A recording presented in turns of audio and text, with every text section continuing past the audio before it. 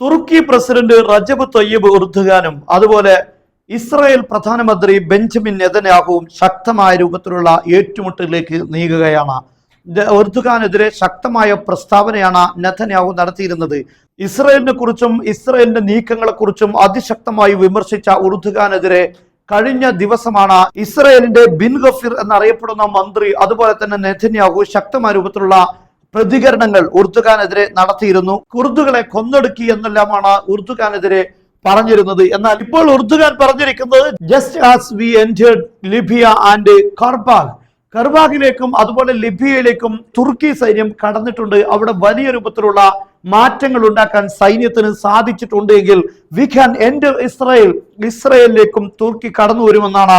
There is no reason not to do it. അത് ചെയ്യാതിരിക്കാൻ ഇപ്പോൾ ഒരു കാരണവും ഇല്ല എന്നാണ്.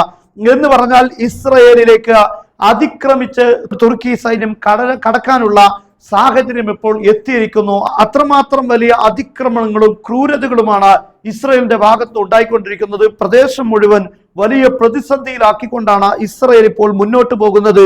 തുർക്കിയെ സംബന്ധിച്ചിടത്തോളം ഇനിയും കൂടുതൽ നോക്കി നിൽക്കാൻ കഴിയില്ല. ഇതിന്റെ പ്രധാനപ്പെട്ട കാരണം ഇസ്രായേൽ എർദോഗാനെതിരെ പ്രധാനപ്പെട്ട ഒരു ആരോപണം ഉന്നയിച്ചത് ഇറാന് പൂർണ്ണമായി സപ്പോർട്ട് നൽകുകയാണ് എർദോഗാൻ എന്നാണ്. എർദോഗാൻ ഇറാന് ശക്തമായ പിന്തുണ നൽകിക്കൊണ്ടിരിക്കുകയാണ്. എർദോഗാൻ തുർക്കിയിലേക്ക് മിസൈൽ ആക്രമണം ഉണ്ടായിട്ടും അതിനെതിരെ പ്രതികരിക്കാത്ത എർദോഗാൻ ഇതിനെ സപ്പോർട്ട് ചെയ്യുന്നു എന്ന രീതിയിലെല്ലാം പരിഹസിച്ചുകൊണ്ടും അതുപോലെ എർദോഗാനെ വിമർശിച്ചുകൊണ്ടുമാണ് ഇസ്രായേൽ പ്രധാനമന്ത്രി ബെഞ്ചമിൻ നെതന്യാഹു വന്നിരുന്നത്.